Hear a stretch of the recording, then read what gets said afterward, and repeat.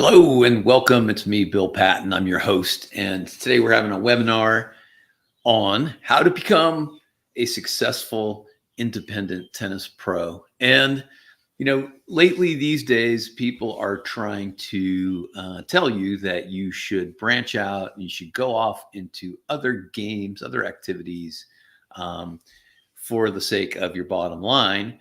And what I have to say, and what some others who will be joining me shortly have to say, is that you can learn to be more successful doing only tennis.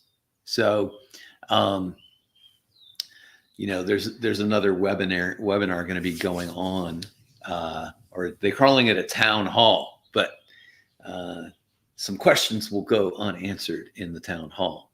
So I think you have to be careful with that. Anyway, moving on. So there are going to be 6 different topics that get discussed today, and I will be kicking this off because a lot of my guests weren't ready for the fact that I made the webinar 30 minutes earlier than it had been previously scheduled. In fact, you might be feeling a little caught off guard that we're starting early, and my apologies for that. But you'll be able to watch this later, and it's going to be all good. So the first thing we want to do is get into what does it take really to become a very successful independent tennis pro. And this can also be very helpful for people who are at clubs, whether you're a director or a head pro or even staff pro somewhere. So these principles largely will apply, but this is mostly targeted at the entrepreneurial types who are out there on their own.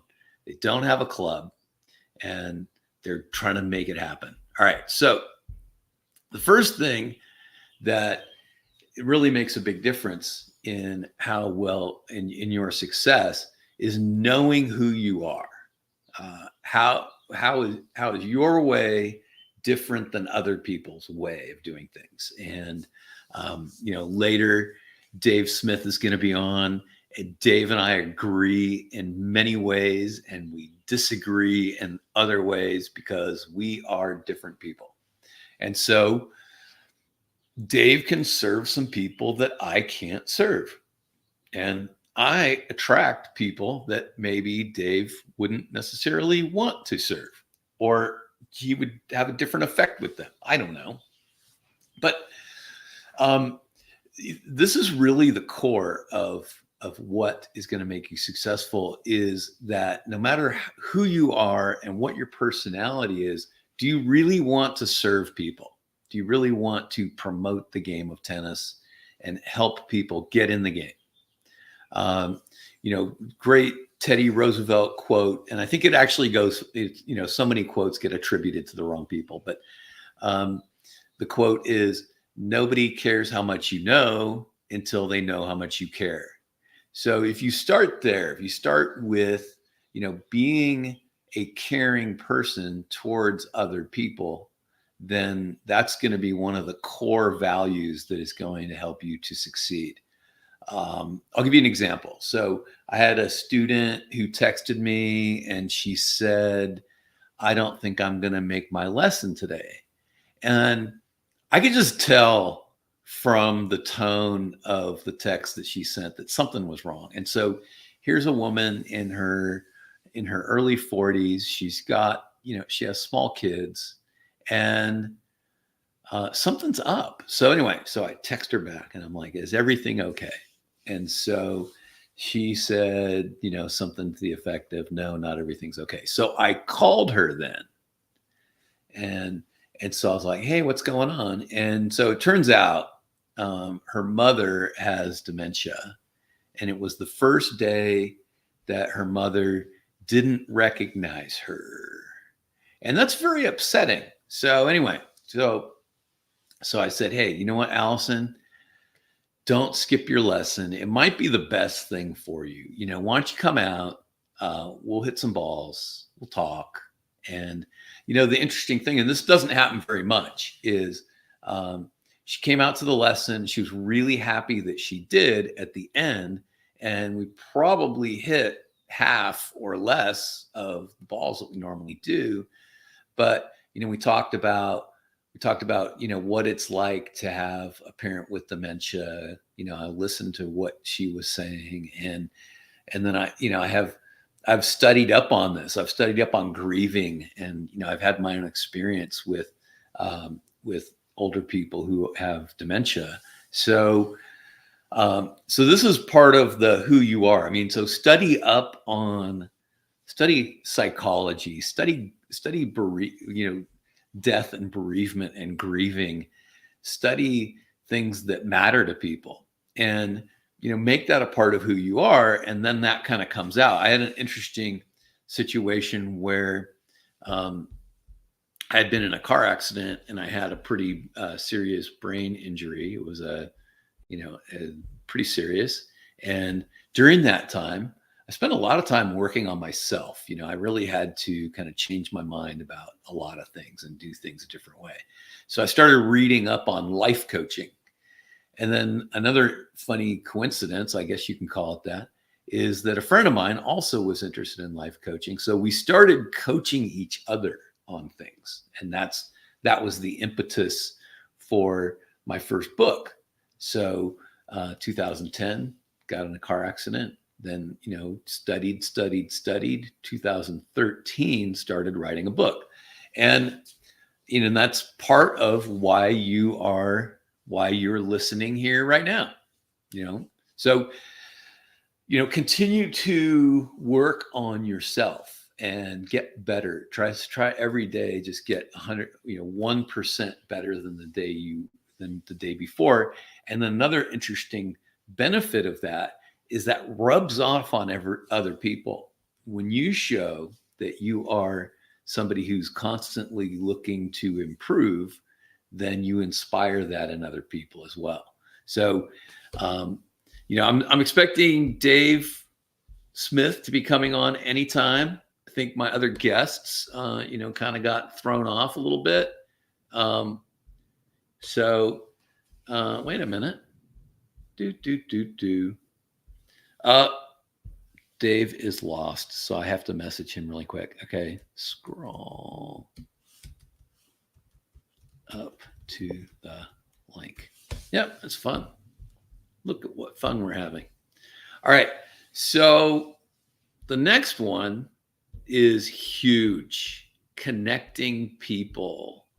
And I don't know if you've noticed about this about me, but I connect people. And, it's fun to see that, when I put some people together and then they get something done because of that. And then they're like, oh yeah, it was Bill who put us together like that. That's good.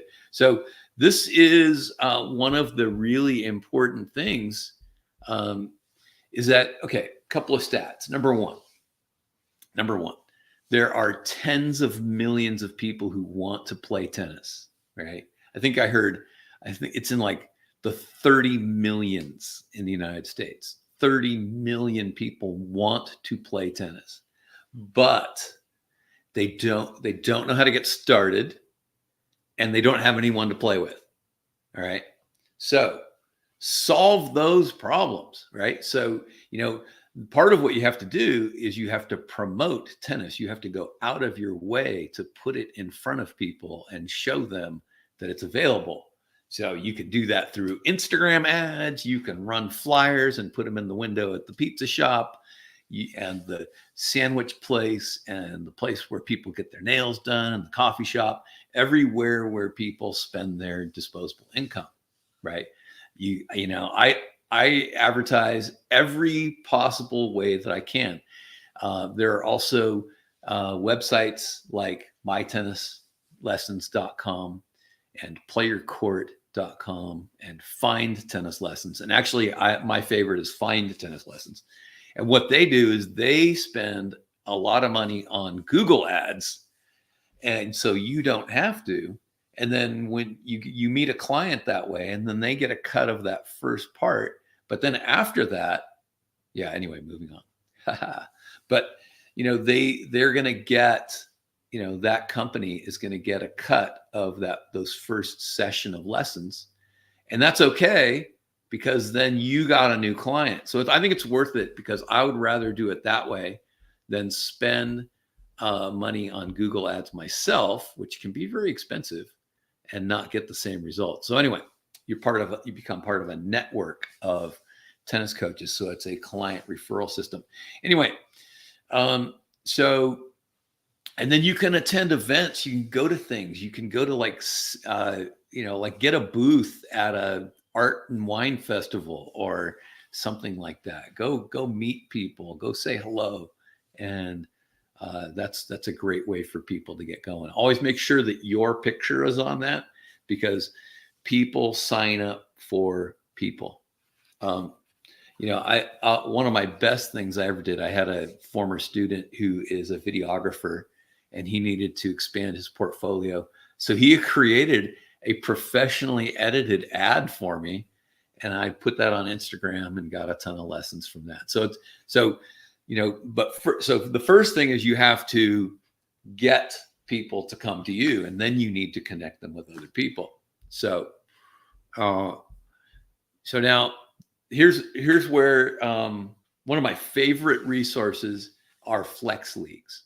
So I'm kind of a mobile pro. I go here and there, and so I don't have a club. I don't have people to connect people with immediately. So one of the great things that you can do, because there's USTA Flex League, there's Play Your Court Flex Leagues, and there are also other regional entrepreneurial flex leagues that people have started. There's also Universal Sports, which used to be Universal Tennis, which is where UTR is. They have flex leagues.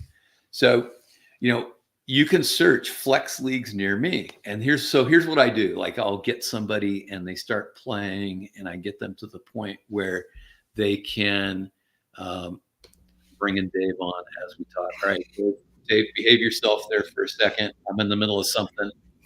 Carry on. No, I said behave yourself. That's not a good time to talk. All right. So this is when the fun begins, when Dave's on. Anyway, so flex leagues are amazing, amazing, amazing, amazing. All right. So, I'll get a player up to about a 2-0, 2-5. They can serve, they can hit ground strokes. And so I put them through this test. I call it the 2.0 test, because if in a 10-minute period, you can make 10 serves and follow it up with a 3-shot rally in 10 minutes, 10 times in 10 minutes, then you can play and you will not bore the other player. Because if you can't serve, you can't play, and nobody wants to play with you if you are double faulting, 4 times a game. All right. Or even if you're only double faulting 3 times a game, nobody wants to play you. And if you can't return a serve, right, nobody wants to play you. So, you have to get past that barrier.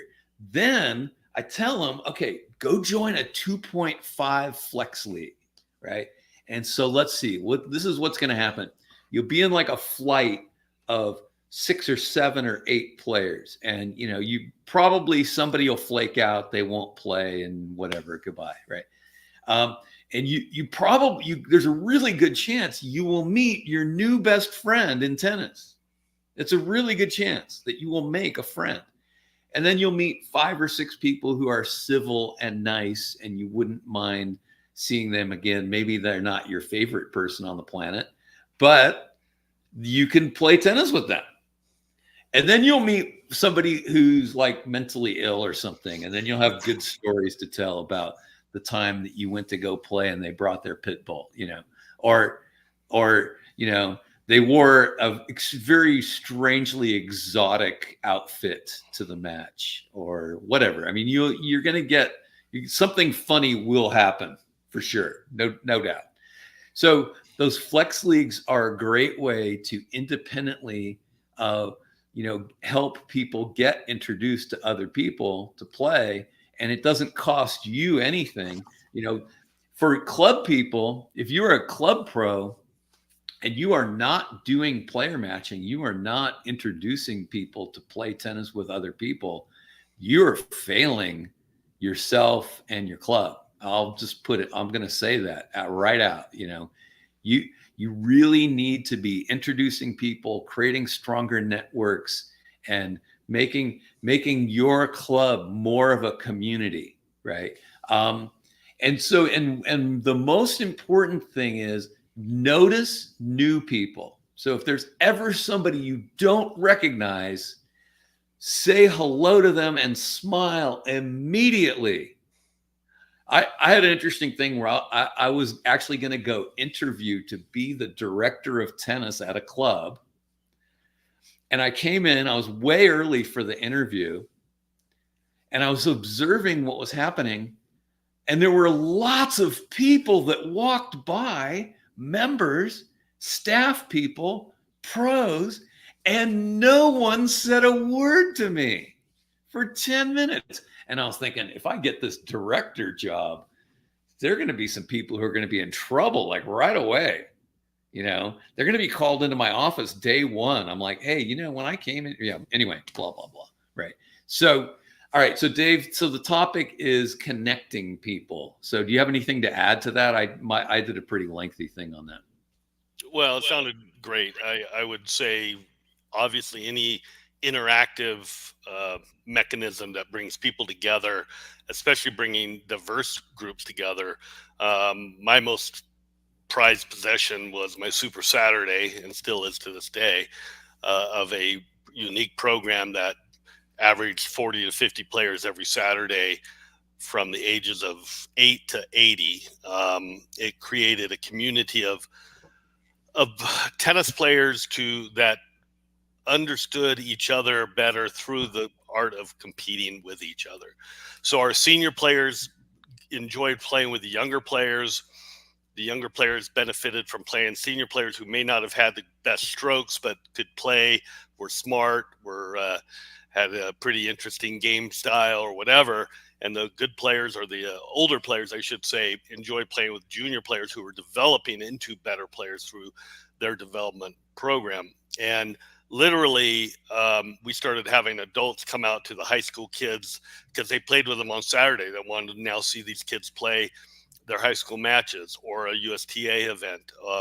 How many times we've had players from all over the state, if not other states, that would be driving through St. George and heard about our program and would jump into our Super Saturday, which lasted basically about 3.5 hours. We did an hour drill clinic, which was a fast-paced warm-up drill session. We're still teaching within that component of an hour drill session.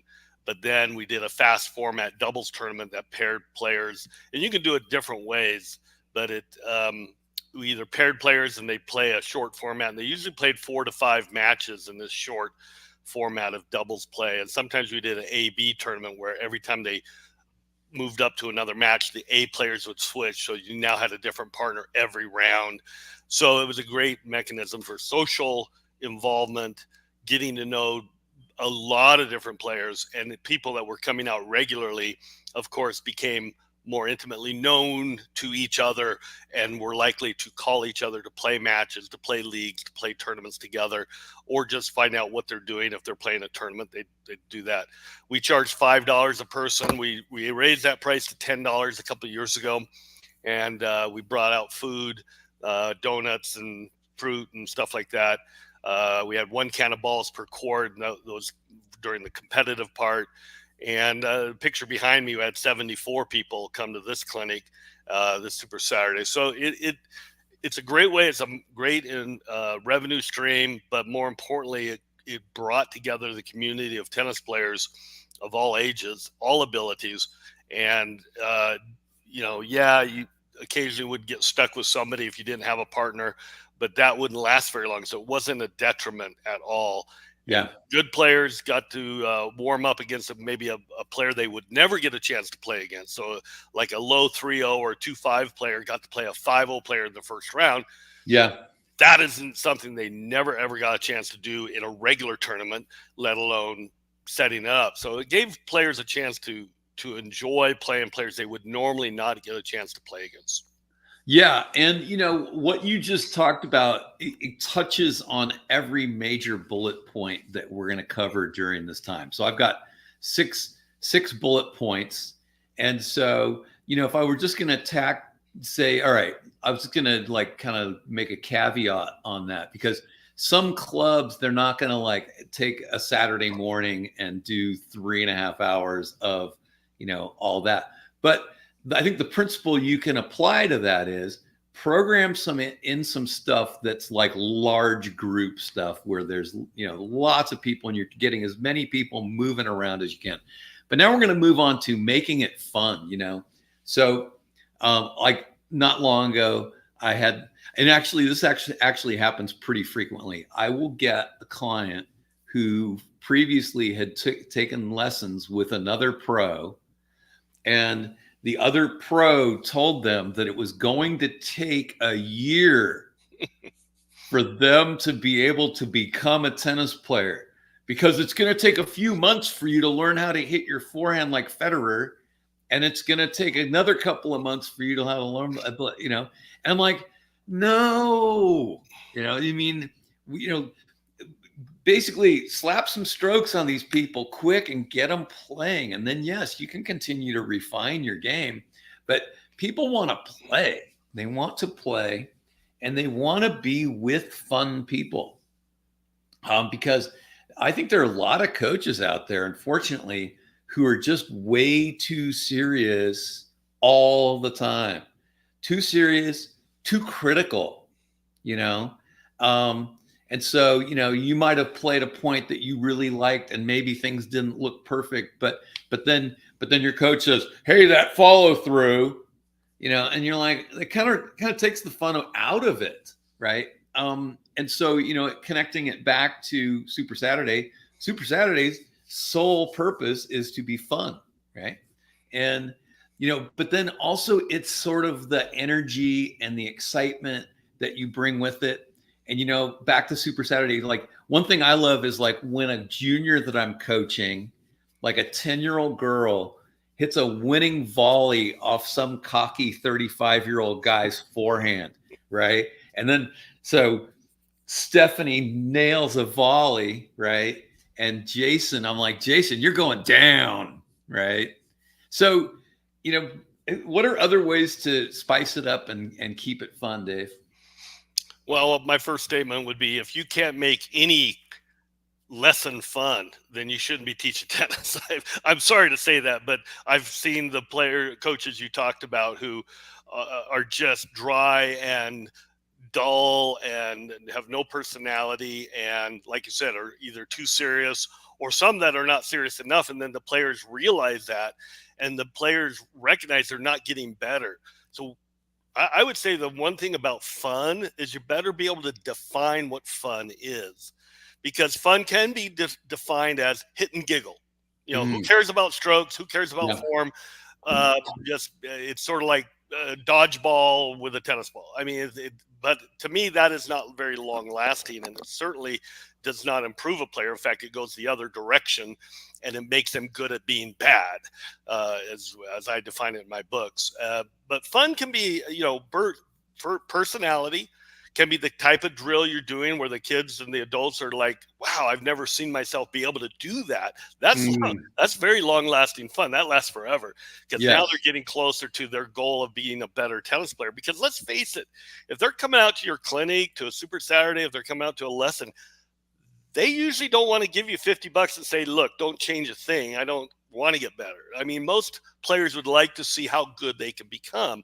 And that in and of itself is fun for those players too. So fun, you got to define fun. Can be just a social thing. It could be a fun drill. It can be a fun stroke development element, or it could be the format in which you are creating fun through the competition of different players playing each other. So fun is definitely part of the equation.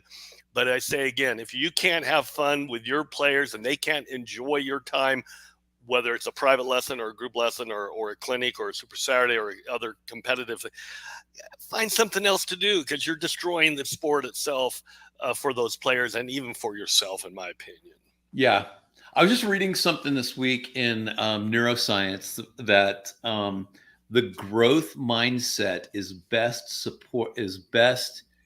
facilitated in a supportive environment. So if somebody has a growth mentality and they're stuck around people who are all really negative, they can't thrive.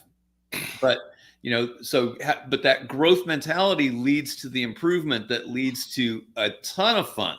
But then the other thing I do is I get the fun meter out and I go like this. All right, this is boring, right? This is fun, and that's silly, and silly makes my arm hurt, right?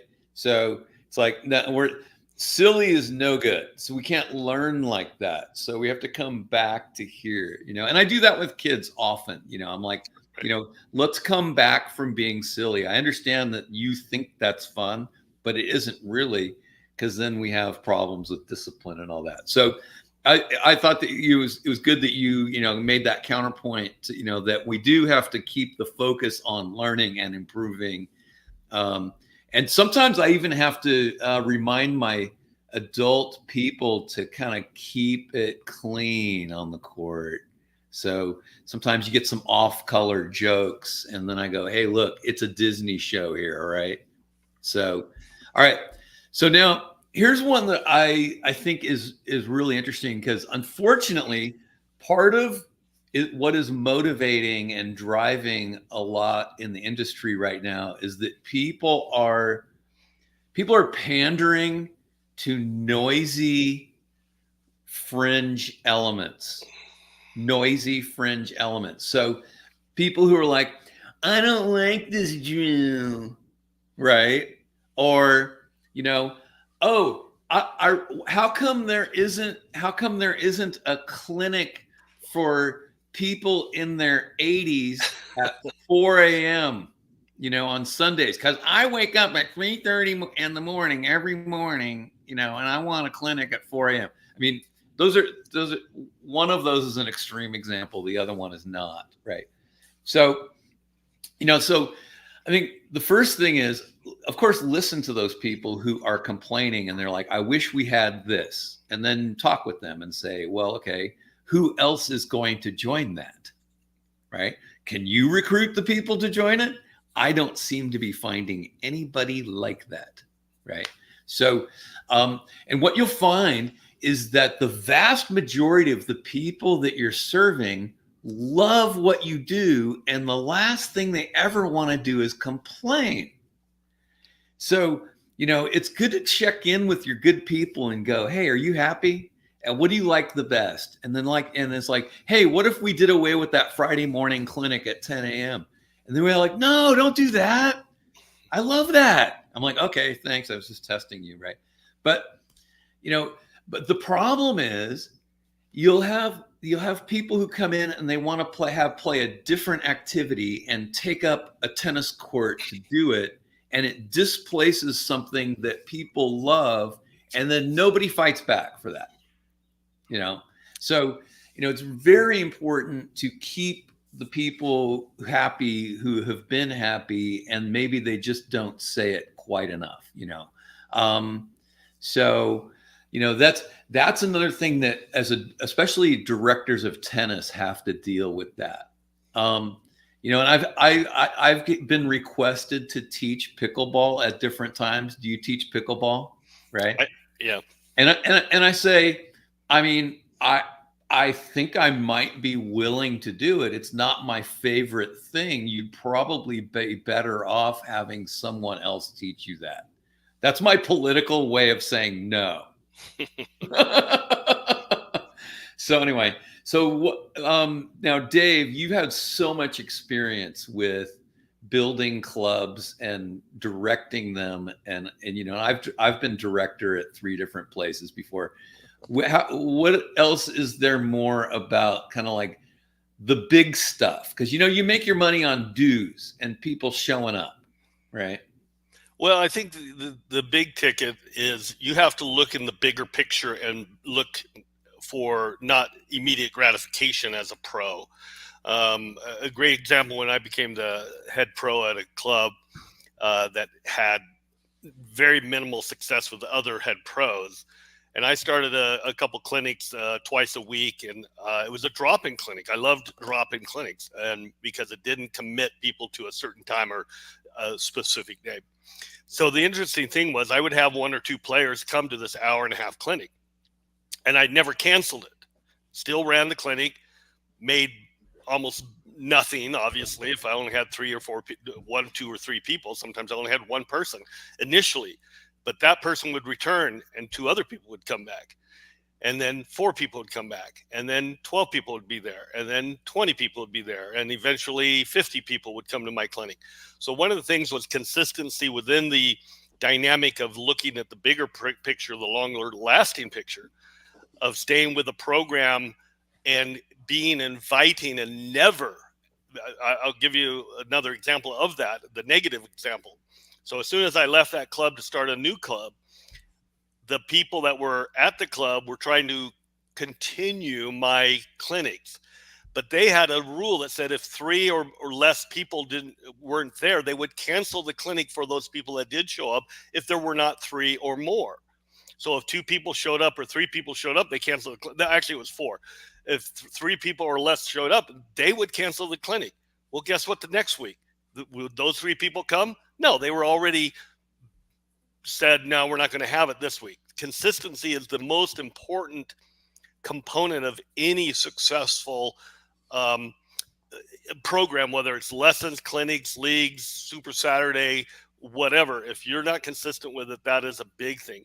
The other thing that I would do as a coach and as a tennis director was periodically or quarterly, or each team, I would have a little card that would say, what did you like best about this year's program or this season? Or what do you like best about the club's tennis program? And what are 3 things that you would like to see happen differently? So again, you're kind of catering to both elements, both the people that you're serving well, but maybe the people that are the complainers have now a facility or a mechanism to make a complaint, but not make it a public complaint, but allow you to consider it. And the other thing is, when you have these people that complain or ask you to do things, you have to remember, sort of like a parent with a tennis kid on your high school team, they have a very selective vision of what they want versus what's possible. They don't see it from a tennis director or head pro or a guy running a program, how it's not feasible to do certain things that they might want to have, but won't work in this particular program. So those are some of the things that I address when I'm working with directors, head pros, and whatnot. Yeah.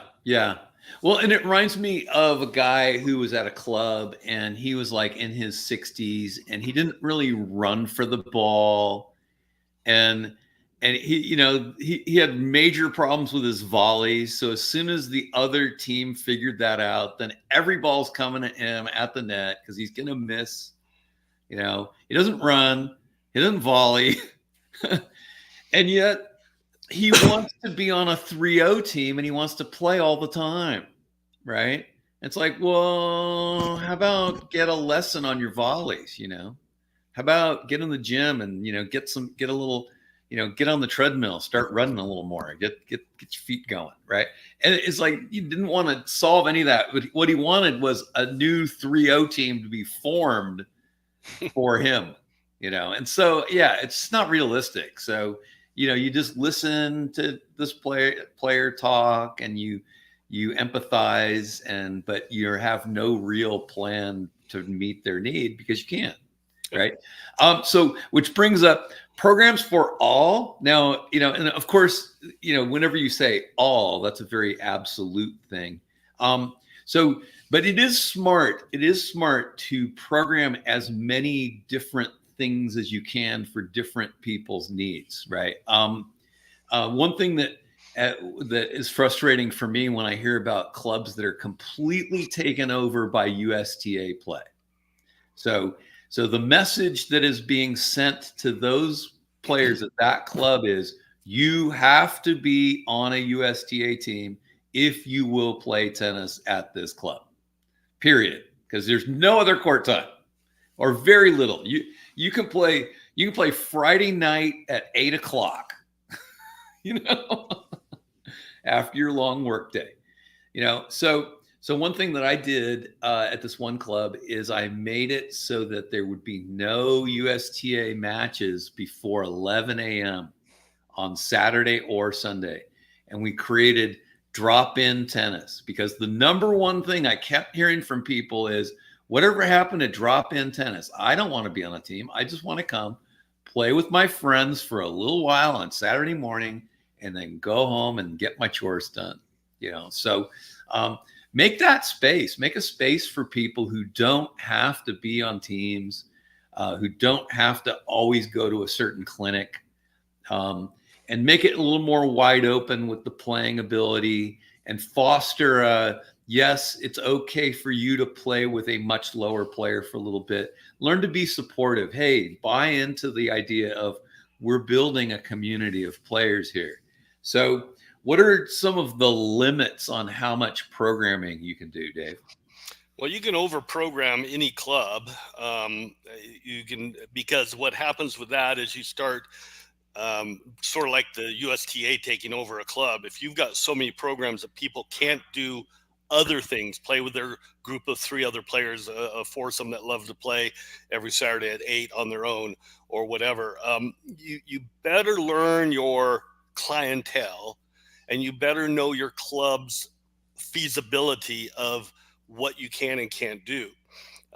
So there are many ways to avoid that, but you've got to pay attention to it. And so you want to, there's kind of 2 edges to this sword.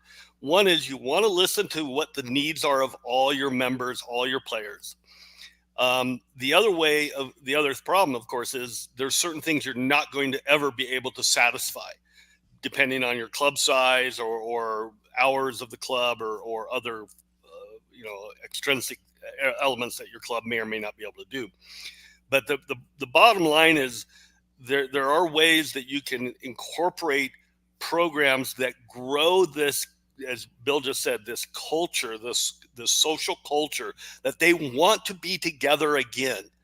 I think coaches and pros often forget that part of the learning mechanism is also a social mechanism, seeing each other play better. I mean, I can't tell you how many adults that come to my clinics and see my junior players, especially those that started off a little lower, and how these adults are like, I can't get over how good Johnny's gotten, or how good Ava's gotten, or how good Millie's gotten in a month time. So there's that positivity that is sincere. I mean, I'm not telling them to say that. They're saying it because it's real. And they even see themselves. I even just got off a phone call before I started this podcast with a woman that called me and just told me about how well her volleys are now getting because of the drills that we do. And that's fun. That's pretty cool to get a call, a specific player. I just wanted you to know how good I'm playing now and how confident I am at the net, because she was stuck at a 2.5 level for probably 30 years. Yeah. Now she's playing at a 3.0, 3.5 level and moving forward. Perfect. So, and there, for every 12 kids that will take a lesson, there are 4 women and there's 1 man. And I'll tell you what, if you get a male student, if you get a man student, you better improve him. And if you do, other guys will come out, because as soon as Steve beats Jason, then next week Jason's got to have a lesson, right? Yep, absolutely. So, but yeah, I mean, you that's a really important thing to. I always say, hey, you're brave. You're like the first guy who's taken a lesson with me at this club, so I appreciate you a lot. And then make that guy like your favorite. And then other guys will want to get into that conversation too. But now, the other thing too is sometimes people go, oh man, I wish we had a really good junior program here. And then the junior program goes and they're like, oh man, I wish I could get on a court before 6 o'clock. Right. Yep. So whatever you do, whatever's successful, it will displace something else that people wish they had. And you're like, yeah, well, the reason that you can't get on a court until 6 is because the junior program is on until 6. So This was something 5 years ago, someone wished for us to grow the junior program. And then people go, oh, all right. And they start to see the bigger picture. But yeah, I mean, then here's another thing too that's really important. Actually, I have a couple of different stats. So this about 25 years ago, I got this stat from On Court, Off Court. They did a study that found that 80% of people who play tennis simply want to rally with their friend for 30 to 45 minutes, work up a sweat, not even serve, not even play a set, and then go home. So that's a huge market. And then if you can sell people on, hey, I can help you rally longer so you don't have to pick up the ball as much and you'll get more exercise and have more fun. Boom. Right? And then the next one is about 15% of people who play tennis want to play socially with their friends. And it doesn't matter if they win or they lose. They just don't want to be the worst on the court. And they'd rather win than lose. But it doesn't, at the end of the day, it doesn't matter to them. And then the lunatic fringe is that 5%, right? So they're 95% of the people, or no, yeah, 95% of the people, they just want to get a little bit better. And there's a lot of money to be made teaching those people, right?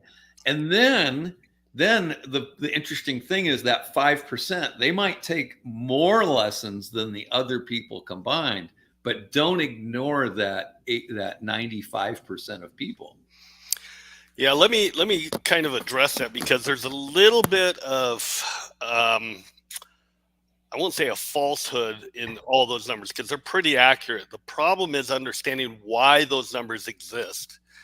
And the players that just want to rally is because 90% of them basically default to that desire to say, look, I just want to rally the ball. Well, 90% of them say that because they can't serve and they can't volley. So they're like, their ego is hurt, so they avoid that which they can't do. And so you get a high percentage of people are like, yeah, I'm sad. And we get this. We see this all the time. I address this in 2 of my books, that people relegate themselves to a lower level because of their inferior methodology of how they try to hit a ball, whether they taught themselves or were taught poorly, and they can't execute the serve like you were talking about earlier about getting 4 or 5 serves in a row without double faulting. Yeah, that's a technique issue. I mean, if you can't get the serve in, there's a technique issue that's associated with that. So rather than learn to serve well, they avoid it and go right into just, look, we just want to rally. So there's that. That's sort of a repercussion of why that number exists. The other one is they just want to play with their friends because, again, there's no sense of, well, if I fail, my friends fail, we all fail together. It's a camaraderie of failure. It's like, yeah, we get it. We get it. And so players have to understand that if you're not successful in hitting a ball well, I kind of laugh at these pros that say, look at my kids. They can rally 15 balls in a row. And they're using horrible form. They're dinking the ball like pickleball. They're just pushing the ball over the net over and over and getting 12, 15 ball rallies. I said, hell, if that's your goal, give them a beach ball.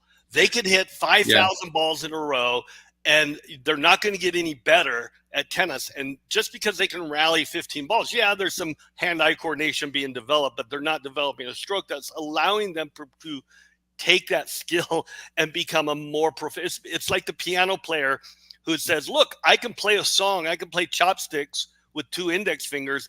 Why should I learn with all my other fingers? Yeah. No, that's good. And it's funny. It only seems like Dave and I disagree. So well, we really don't. We really don't. So, I mean, but here's the thing. So I always present that to people. So if I'm getting a first lesson, I tell them about the 3 different kinds of people. I'm like, which one are you?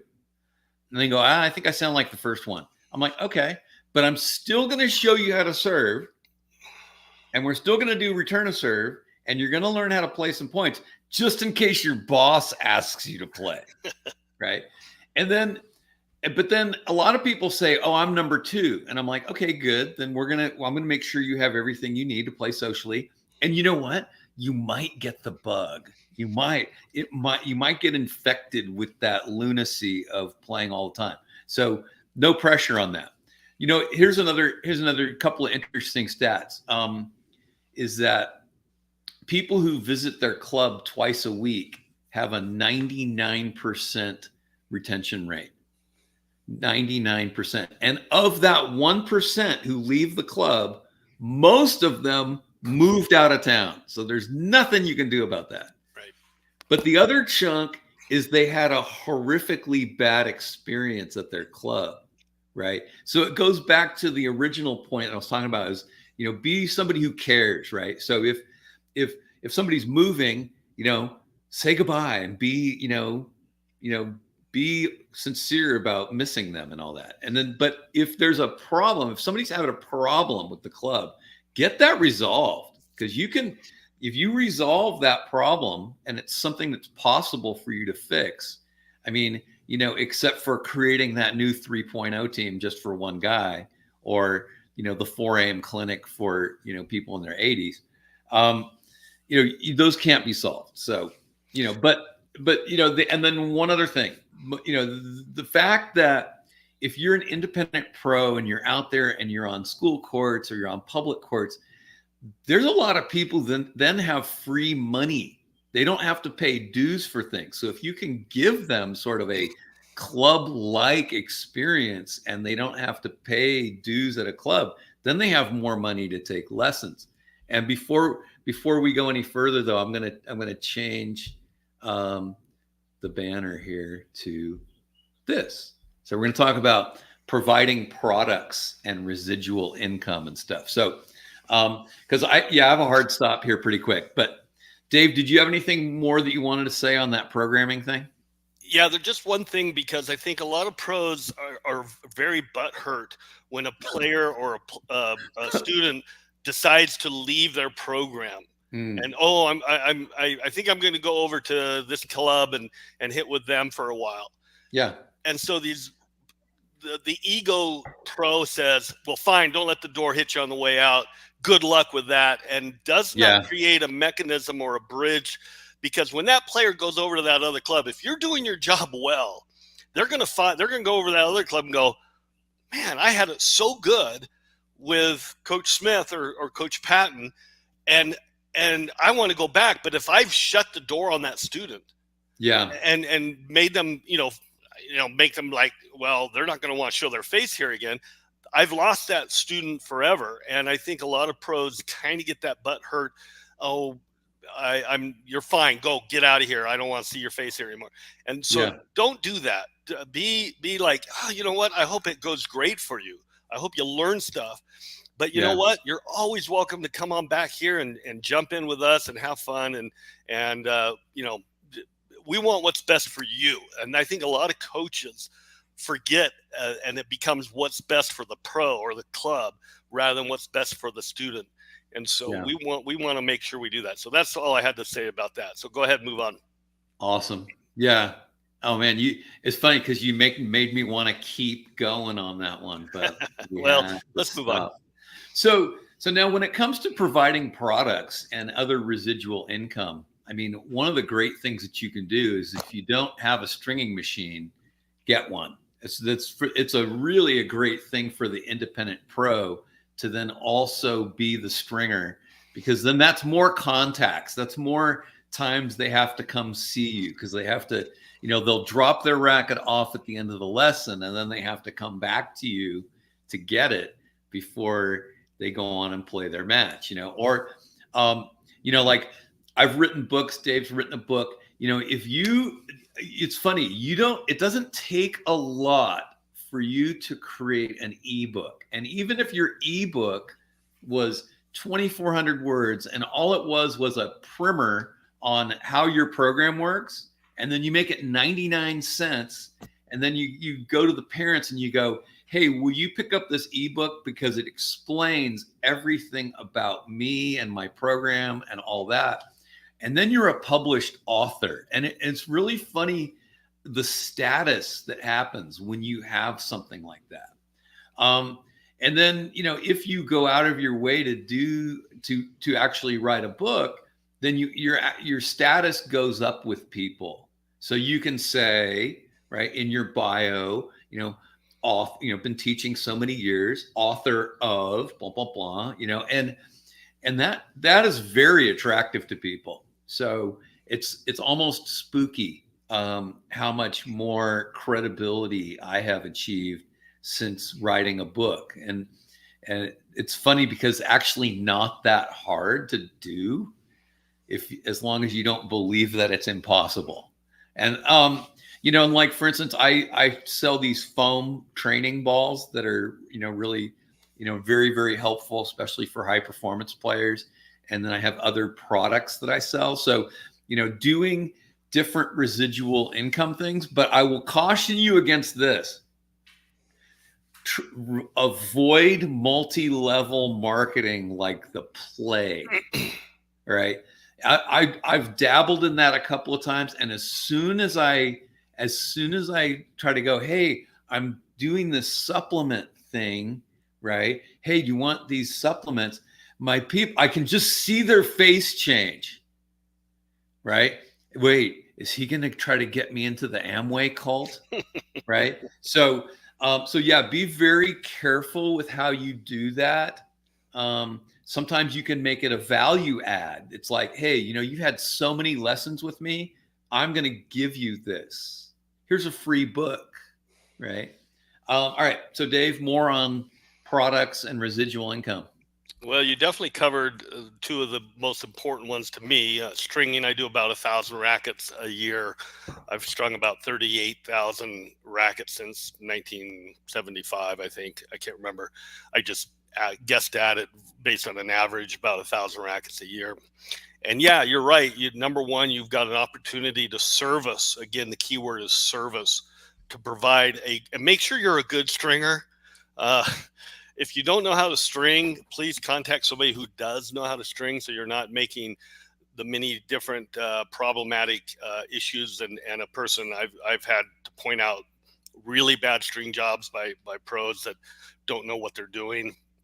But that is, I've been stringing since I was a sophomore in high school. And yeah, I was not as good a stringer then as I am now. But that's one of them. And certainly, if you're connected with a industry, I'm a master pro for Dunlop Racket Sports. So I get to sell tennis rackets, tennis string grips, whatever, bags to people in my groups. I don't make a big push of it. In fact, I mentioned I've got demo rackets, but when somebody's trying something new, make sure you have some demo rackets that people can try. I don't think there's a bad racket out there, to be perfectly honest, but that's one element. The other thing is, books and articles. If you're a USPTA pro, write articles for your USPTA Advantage magazine. I've had several articles published, and I probably wrote 400 or so articles for tennis1.com.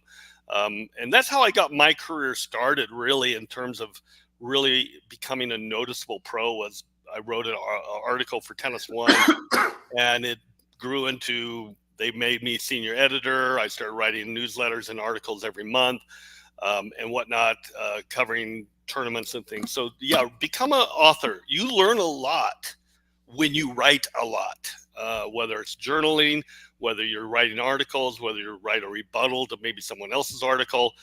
And certainly books become a key part of, I always told people, my dad, National Coach of the Year, myself, both of us inducted in the National Hall of Fame, but he never left anything. He died at the age of 55, a week into his retirement. And even though he was this phenomenal coach, he left nothing behind except me, his son. And so one of the things that initiated my... Well, you're pretty good. Well, I wanted to make sure I left something behind. Okay, good. And that included stuff that he knew that I learned from my father in tennis mastery, coaching mastery, and high school coaching mastery, as well as my golf books. Awesome. So anyway, those are a couple things, and I think you covered the rest of them perfectly.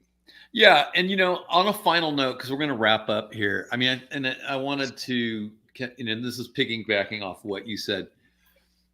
Take some time to reflect every day after you get off the court. So you get done and just mentally go through each lesson that you had and and then think about what could have been better. What was good? What could have been better? Is there something you need to apologize for? Hopefully and, not. no, with me, sometimes I'm like, wait a minute. Oh, you know what? I said that, and then the look on their face was like that. I think I'm going to check in with them and see if I was offensive, because that can happen now and then. And so reflect back, and you go and even say, hey, I was reflecting back on that lesson that we had, and blank. And then they go, oh, he thinks about this afterwards. He thinks about me when we're not even on the court. So just to whip through this really quick. All right. Number one, just improve yourself 1% every day. Number two, connect people, draw people into you and connect them with other people. Make it fun and find all sorts of different ways to make it fun. Be creative. Listen to the silent majority, because if you'll end up chasing your tail if you try to pander to all these little splinter groups, and then everything gets ugly. And then the silent majority is like, wait, why do we have to do it like this? And then you can't program for everybody. And then finally, do what you can to, create a residual income. Anyway, I have a really hard stop, so I got to go. But Dave, thanks for coming out. And we'll do this again another time, and we'll have different categories of things that we go over. Sounds good. Thanks, Bill. All right. Thank you. Bye-bye.